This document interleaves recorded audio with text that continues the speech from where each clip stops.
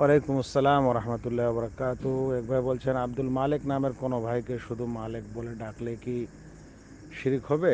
এই বিষয়টি আমি ফেসবুকে ডিটেলস বিস্তারিত লিখেছি। আপনারা যদি পড়ে থাকেন তাহলে বিষয়টি হয়তো সুন্দরভাবে বুঝতে পেরেছেন।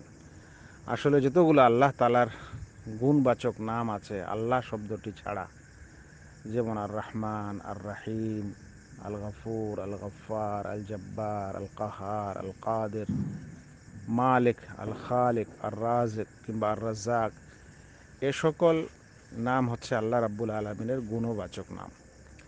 এখন কোনো মানুষ যদি ধরে নেন যে রাজ্জাক এটা গুণবাচক নাম আল্লাহ তালার, এখন কেউ বান্দা যদি এই নাম রাখতে চায় তাহলে এর নিয়ম হলো যে এই গুণবাচক নামের শুরুতে আব্দ যোগ করতে হবে।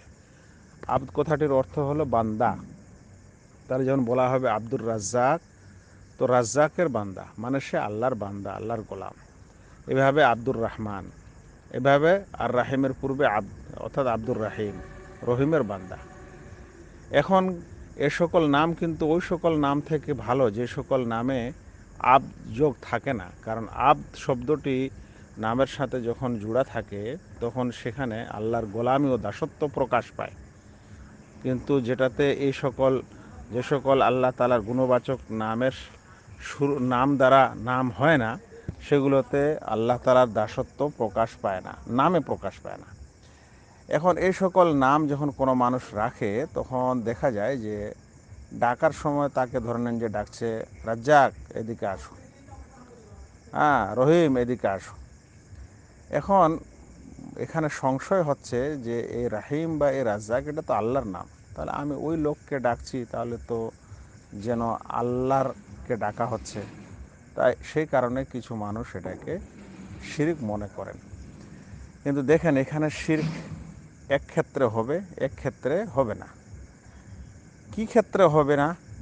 উদ্দেশ্য দেখতে হবে। যখন আমরা পৃথিবীর কোনো মানুষকে, যার নাম আব্দুর রাজ্জাক, সেখানে আব্দ শব্দটি সরিয়ে দিয়ে আর রাজ্জাক বলে ডাকি, ওই ডাকার উদ্দেশ্য যে ভাই ডাকে দুনিয়াতে সেই ব্যক্তিকে বুঝায় না আল্লাহকে ডাকা হয়? বলেন তো কাকে ডাকা বুঝায়? অবশ্যই সেই ব্যক্তিকে ডাকা বুঝায়। আর যখন ওই ব্যক্তিকে ডাকা বুঝায় তখন আমার উদ্দেশ্য বা আমাদের উদ্দেশ্য সেই ব্যক্তিকে আল্লাহ বলা নয়, বরং সেই ব্যক্তির নামকে সংক্ষিপ্ত করে ডাকা। হ্যাঁ, এখন যেহেতু আমাদের উদ্দেশ্য তাকে আল্লাহ বলা নয়, তাহলে তখন শিরক হবে না। যদিও তার ডাকাটা ভুল হয়েছে, তাকে ডাকতে হতো সম্পূর্ণ নাম দিয়ে আব্দুর রাজ্জাক বলে, কিন্তু সে সংক্ষিপ্ত করার কারণে এই ভুল হয়ে গেছে। কিন্তু তার উদ্দেশ্য এটা নয় যে সে আল্লাহ বা আল্লাহর গুণবাচক নামের যা অর্থ সেই অর্থ বহনকারী ওই লোকটি, এরকম না।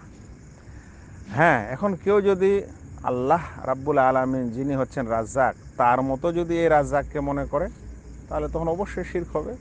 কারণ তার সমতুল্য কেউ নেই, লাইসা কামিসলিহি শাইউন ওয়া হুয়াস সামিউল বাসীর, তার মতো কোনো কিছু না, তিনি সর্বশ্রোতা সর্বদ্রষ্টা।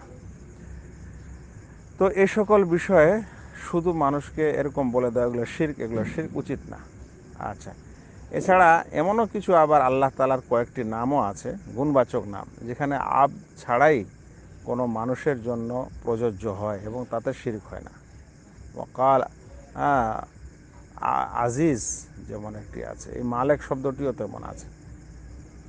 হ্যাঁ, জাহান্নামের ফেরেশতার খাজান মানে যে জাহান্নামের দারওয়ান, মালিক তার নাম। তাহলে আল্লাহ তাআলার নামও মালিক, সেই ফেরেশতার নামও মালিক, আবার মানুষও মালিক হতে পারে। কিন্তু আল্লাহ তাআলার নামের মালিক অর্থ যেটা, সেই মালিক এই সকল মালিকের মতো না, এটা আমাদের মনে রাখতে হবে। তো ঠিক যদি কোনো মানুষ এ রাজ্জাক, এ রহিম, এ রাকিব, রৌফ, আব্দুর রাজ্জাক, আব্দুর রৌফ, আব্দুর রহিম বলার পূর্বে ছেড়ে দেয় আর শুধু বলে ডাকে, তাহলে আমরা বলবো যে এটা ভুল ডাকা হলো। কিন্তু এবং তার উদ্দেশ্য যেহেতু তাকে সে আল্লাহ তাআলার রাজ্জাককে, আল্লাহ তাআলা যে রাজ্জাক সেরকম তাকে রাজ্জাক মনে করা নয়, আল্লাহ তাআলা যে রহিম সেই রহিমের মতো এই রহিমকে মনে করা নয়, সে কারণে সেটা শিরক নয়। তবে যদি কেউ এরকম মনে করে যে যেই গুণ এবং যেই শব্দের অর্থ এই আর রহমান আর রাহিমে আছে সেটা এই ব্যক্তির মধ্যেও আছে ওরকম মানের, তাহলে সেটা শিরক হবে। কিন্তু এরকম আব্দ যুক্ত নামগুলোকে আব্দ বাদ দিয়ে ডাকাটা ঠিক না, এরকম সংশয় হওয়ার কারণে এটা একটা ভুল প্রথা, সম্পূর্ণ ধরে ডাকাটাই উত্তম। ومن أحسن قولا ممن دعا إلى الله وعمل صالحا وقال إنني من المسلمين